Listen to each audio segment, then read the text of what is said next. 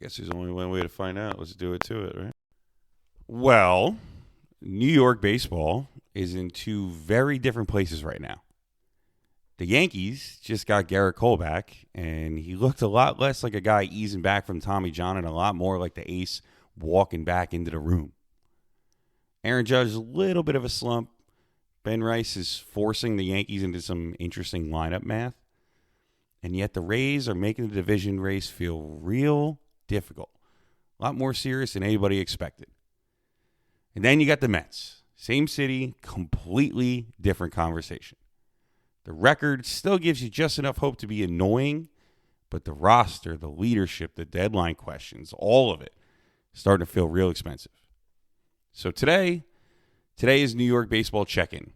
Cole returns, Mets deadline questions, and the cost of pretending.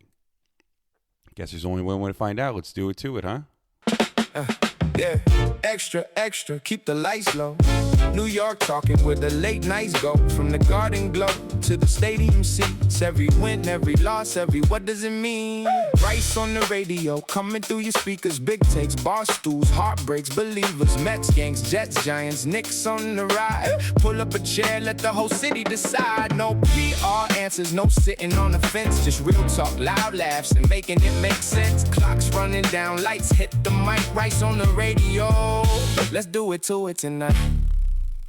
We'll start this week's MLB episode with the Yankees, which is a nice change of pace, by the way, because the Yankees right now, conversation feels a little more normal. Not easy, not perfect, I didn't say any of that, but normal. This is what a good baseball team looks like when it's dealing with regular baseball turbulence. Aaron Judge slumps for a week. Everybody starts checking the locks on the windows. You know, the offense looks dead for a couple games. People start wondering if the whole thing is broken. The Rays get hot or stay hot, I guess, and suddenly the division feels a lot more uncomfortable than it did a few weeks ago. That's baseball, Susan. That's the season. Good teams go through ugly pockets. Great players look human again. Lineups go quiet. Bullpens cough stuff up. You lose a series you should have won, and then 2 days later you score 15 runs, and everybody acts like the sport makes sense again. Trust me, it does not. Baseball is a lunatic.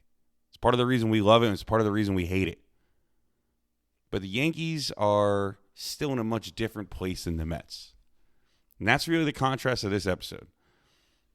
The Yankees are dealing with contender problems. The Mets are dealing with construction problems. Big difference. With the Yankees, we start with Gerrit Cole. That's the headline. Not Judge, not him slumping, not the offense going quiet against Toronto, not even the Rays putting pressure on them in the division. No, Gerrit Cole coming back and looking like Gerrit Cole. This guy missed 569 days. Tommy John surgery is not a twisted ankle. This is not, give it a couple weeks, put some ice on it, we'll get an MRI. No, this is baseball's ACL tear. That's the injury where even if you come back, most guys need time. You need the ramp up. You need the awkward first couple starts. Figure out what's real, what's still a little rusty, what you can trust, what you don't trust. Cole came back, and he looks like he found a cheat code. 6 scoreless in his first start back. Velocity there. Command is good enough. Looked composed. Looked like he belonged immediately, right? Then he follows it up with a 6 2/3, 10 strikeout performance. This is not normal. We throw around built different way too much in sports, but every once in a while, the phrase actually fits. There are certain athletes who come back from major injuries, and you almost feel stupid for being worried about them. Adrian Peterson tears his ACL, and he comes back like a myth. Cooper Kupp gets hurt and returns like nothing ever happened. Tom Brady tore his knee and then just kept playing until everybody else got old around him. Look, it is early, so I'm not going to sit here and say Gerrit Cole is better than ever or anything crazy. I'm not quite there just yet. But I will tell you one thing. For a guy coming off Tommy John, he does not look like a guy dipping his toe back into the pool. He looks like the ace that walked back into the room, and all of a sudden everybody started sitting up a little straighter. And that's what Cole does for the Yankees. It's not just innings. It's not just the fastball. It's not the box score. It's another big voice. It's another feeling in the room. The Yankees rotation with Gerrit Cole feels different than the Yankees rotation waiting for Gerrit Cole. I know that sounds stupid, but it's the truth. Cole coming back is not just a pitching upgrade. It's a complete mood stabilizer. Now, on to Judge. Look, I know the slump looks ugly. I get it. When Judge goes 1 for whatever with the ribby drought and, it starts getting mentioned, it feels like a bigger deal than it probably is because it's Aaron Judge. He has trained everybody to expect nonsense from him. He has made absurd production seem routine and normal.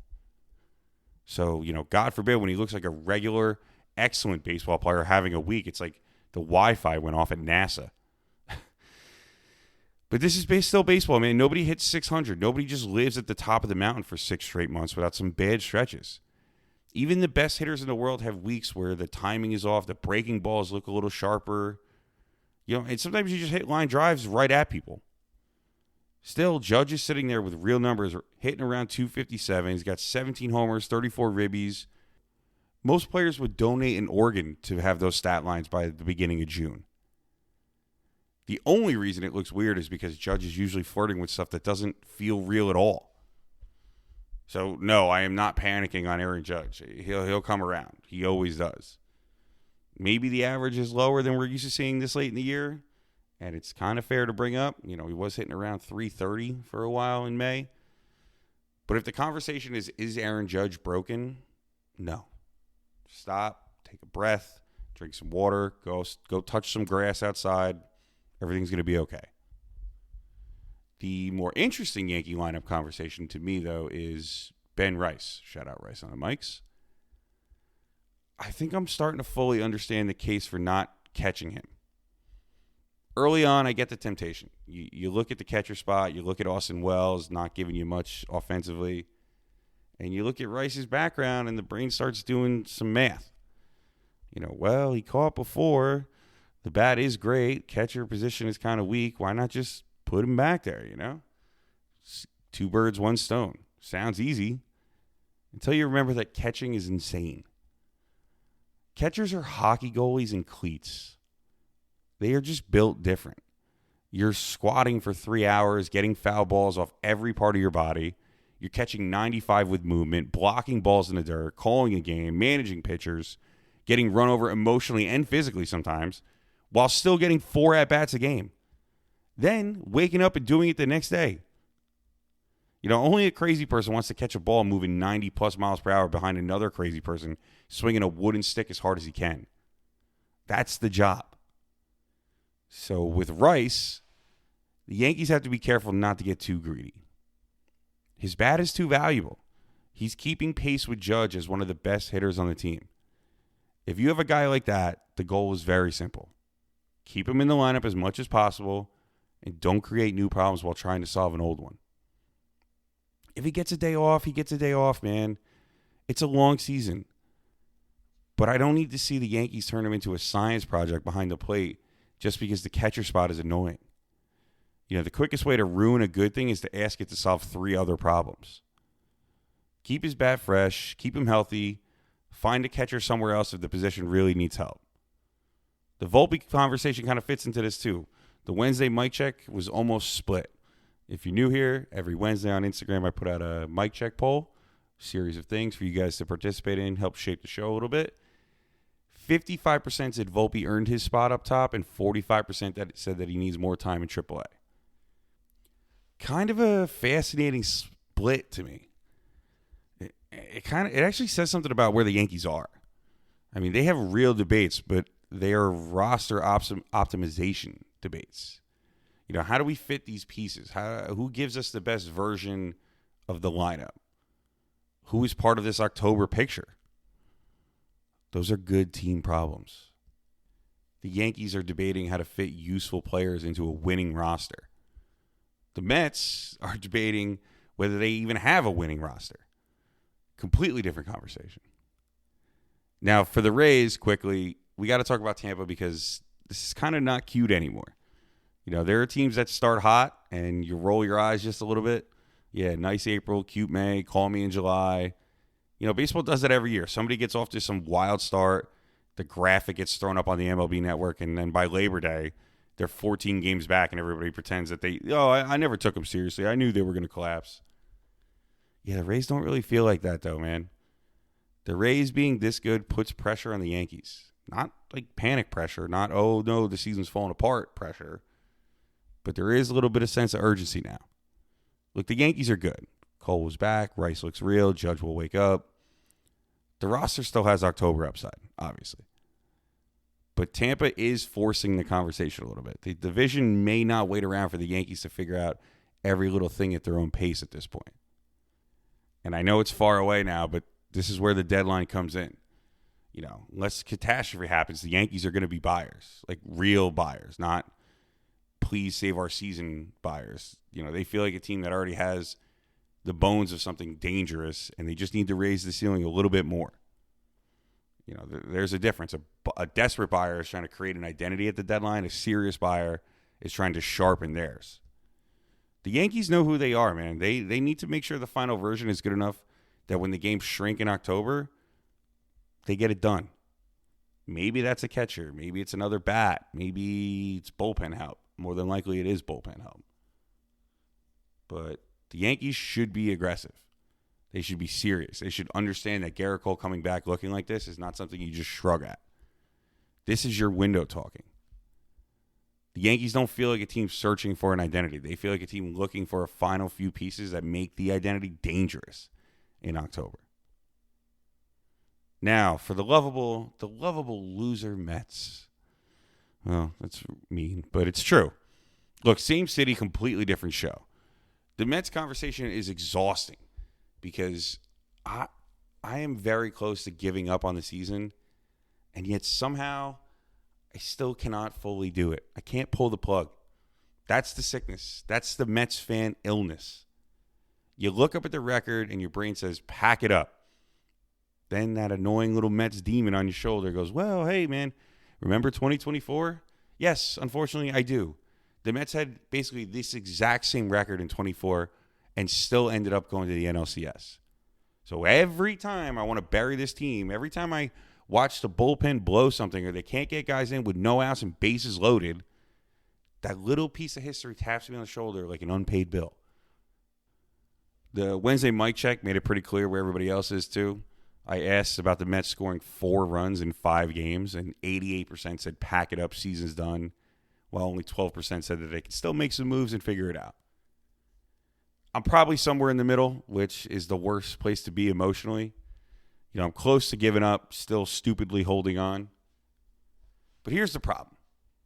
This does not feel like 2024. Not even close. There's no vibe. There's no magic. I mean, the record might be in the same neighborhood, but the team does not feel how that felt. That 2024 team at least felt like there was something underneath the mess. It felt like there was a group that could wake up, and they did. It felt like there was a little bit of structure behind all the chaos. This team feels like it was built with whatever was left on the shelf after the first plan fell apart. The lineup is a mess. The rotation is a mess. The roster feels like a hodgepodge of, oh no, we missed the guys we wanted. Get what we can. Doesn't feel connected. It doesn't feel like every piece is pulling in the same direction. I'm not going to sit here and spend 20 minutes crying about Pete Alonso, Nimmo, or McNeil like everything would be perfect if they were still here. I don't believe it. Clearly, there was something wrong with that clubhouse mix. Clearly, the Mets felt they needed to move on some personalities and reset the room. Fine. I get it. It is what it is. I understand it. But understanding why you moved on from certain guys does not mean the replacements automatically solve the baseball problem. Jorge Polanco has already missed more games than Pete Alonso has ever missed in his career. Brandon Nimmo not exactly been lighting the world on fire in Texas, so this is not me pretending he became prime Albert Pujols the second that he left. But as sad as it is to say, a 267 average type bat would look pretty useful in this Mets lineup right now. McNeil and Simeon, honestly, it's kind of a wash. Whatever. Simeon has more ribbies. McNeil has the higher batting average. Neither conversation makes me feel good. But that is the larger issue with this lineup. The kids get on base and nobody drives them in. That's where all this frustration starts to build. It's not just that the Mets are losing. It's how they're losing. It's the feeling that they're little sparks, little signs of life here and there, and then the rest of the roster shows up like a bucket of water. Carson Bench gets on. Ewing gives you something. The young guys create some traffic, and then the inning just dies. Nobody cashes in. Nobody changes the game. That's how a season starts feeling heavier than the record. The Bench story is one of the few good things right now. He was slumping for a while. He shaves the mustache, gets a couple big hits, and suddenly, hey, there's a little life. I'm not saying the mustache was the problem, although, listen, baseball players are psychos, so if shaving the mustache gets you 2 ribby singles, shave the mustache, burn the clippings, do whatever ritual you got to do. Go give Jobu a shot of rum. But the real story is not the razor. The real story is a rookie falling behind 0-2 twice and not disappearing. That's what you want to see. Tough at-bats, adjustments.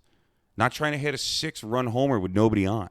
Just stay alive, fight, put the ball in play, and give yourself a chance. That is the kind of thing you can actually build around. Bench, A.J. Ewing, Nolan McLean, even though he's looked rough as of late.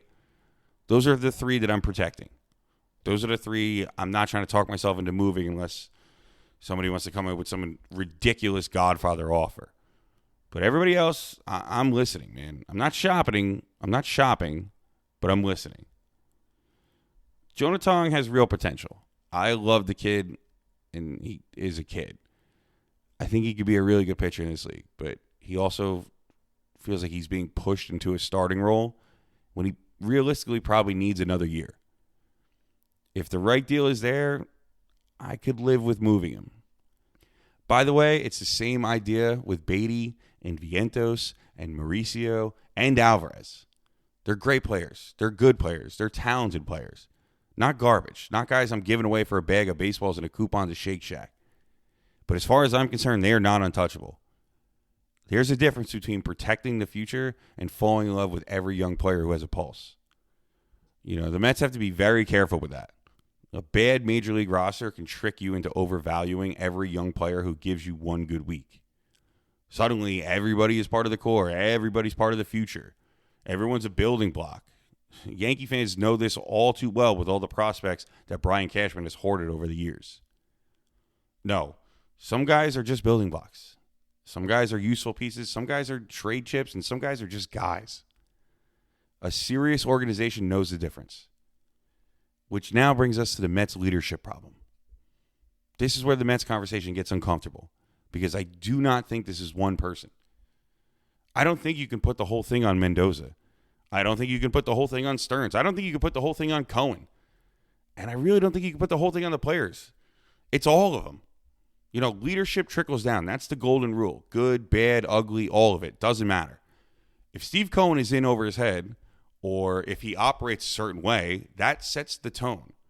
If the answer keeps becoming throw money at it, eventually that seeps into the whole organization. Throwing good money after bad is not a plan. It's a very expensive panic response. What makes it even more confusing is that David Stearns is notoriously known for not building teams like this. Stearns is supposed to be the guy who doesn't get dragged into the bloated, messy, expensive roster trap. So when the Mets look like this under his watch, it feels even more out of a character. It feels like the organization is caught between 2 brains. One brain wants to be disciplined, smart, efficient, developmental. The other one sees a problem and reaches for the checkbook like it's a fire extinguisher. That is how you end up with an expensive roster that still feels patched together. And that's what the Mets are right now. And then as far as Mendoza, look, I don't think Carlos Mendoza forgot how to manage overnight. I mean, we were ready to crown him manager of the year in 2024. The guy didn't wake up one morning and lose every ounce of baseball knowledge he has. But he's in the last year of his deal, and he's on the hot seat. And there's a club option sitting there that the team is probably going to deny. And this team looks like it does not have a message that is landing properly. The players are either not receiving what he's trying to get across, not understanding it, or not caring. Pick whichever one you want. None of those are good. The players can say they love him all they want. Great. I'm sure he's a nice guy. I'm sure he's respected in a lot of ways. But do they love him because he's a great manager, or do they love him because they get away with things? That's the real question here. Everybody loves the boss who never yells at anybody. Everybody loves the teacher who doesn't really check the homework, or the manager who lets things slide, lets the standards slide until the place falls apart. And then everybody's looking around wondering, how did we get here? Look, the best coaches know how to coach different players differently. Some guys need the arm around the shoulder. Some guys need to get challenged. Some guys need a quiet conversation. Some guys need to get grabbed by the collar behind a closed door and says, what the hell are you doing? You cannot coach every player the exact same way and expect the same response. And that's what's happening. Right now, the Mets look like professional players playing with JUCO ball habits. Missing details, bad fundamentals, no edge, no internal corrections. When Ron Darling is on the broadcast basically saying this stuff happens all the time and they just don't point it out that often, that's a culture review. Ron Darling is not some hot take lunatic screaming into a webcam. He is as steady as it gets. So when he drops the hammer on the broadcast, that should make everyone in the room feel a little uncomfortable. Ron was one of the leaders of that 86 Mets championship team. So it's not like he's speaking out of turn here. I mean, do you think Keith or Gary Carter or hell, even a guy like Tim Tuffle would not back up a base or play bad fundamental baseball? No. Because that's what it takes to be a champion. That's what it takes to be a good ball club.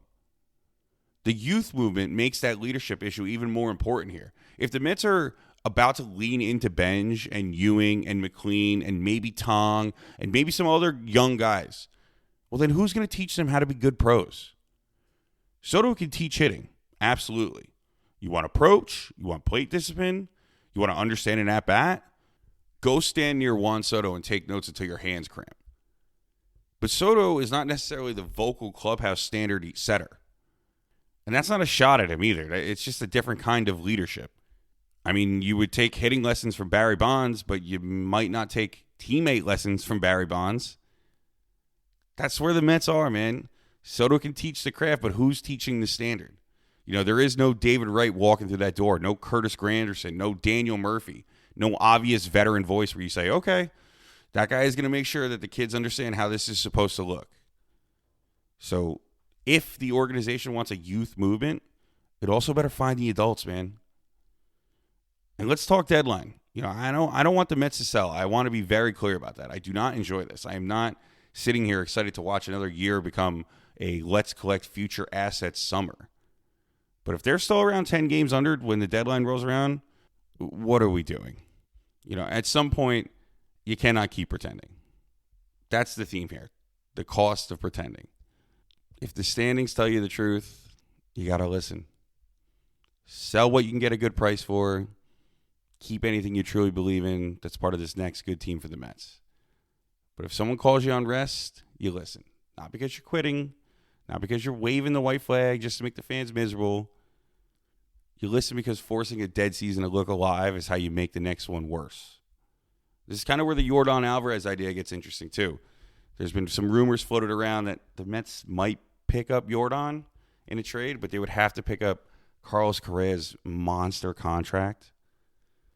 This is where you got to see the forest through the trees. If baseball is heading towards some kind of harder payroll world, like a hard salary cap incoming, why are the Mets volunteering to be the team holding the bag? You already have Lindor money, you have Soto money, and depending on how that opt-out language plays, maybe that number gets even more uncomfortable.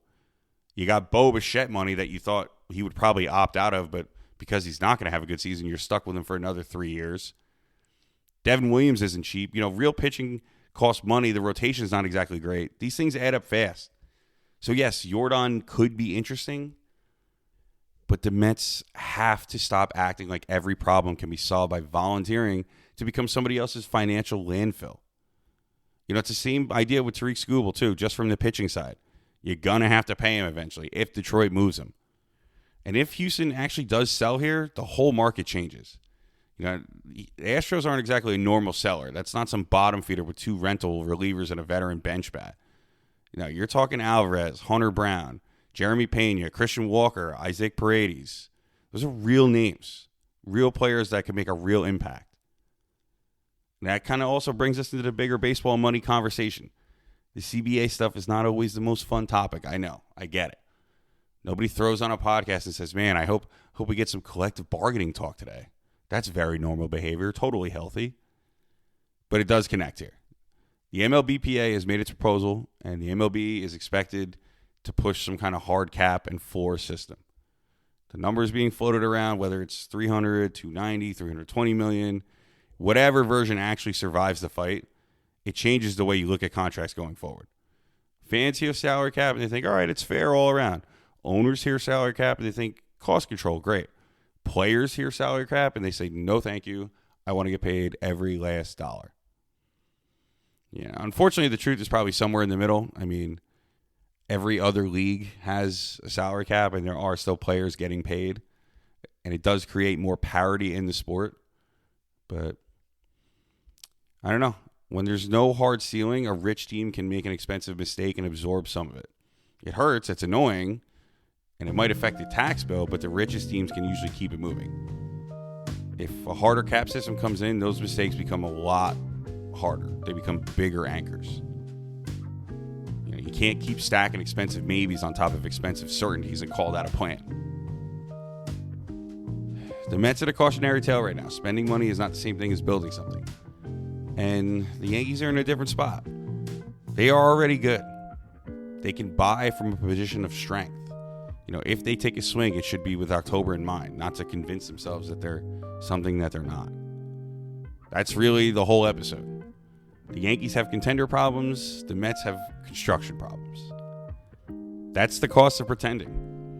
You pretend a slump is a crisis, you make bad panic decisions. You pretend a bad roster is one bat away, you inherit someone else's bad contract. You pretend every young player is untouchable, and you never build the next core correctly. Baseball is a funny way of exposing teams slowly, not all at once, It just keeps asking the same question every night until the answer becomes too loud to ignore. That's where we'll leave it for this week. The Yankees have real reason to feel optimistic.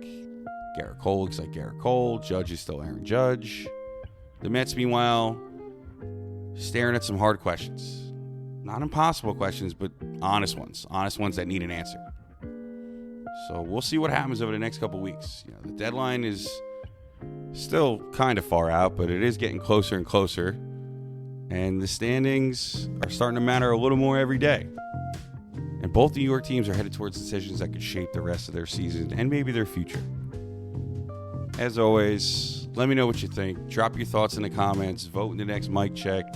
Keep the conversation going.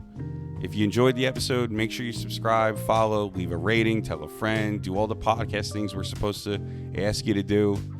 You can follow along on Instagram, TikTok, X, Facebook, YouTube Shorts. Same handle, same conversation, same nonsense, just chopped up probably differently depending on the app. I appreciate everybody who listens every week, everybody who sends in messages, sends me good memes. Just keep showing up to talk sports with me.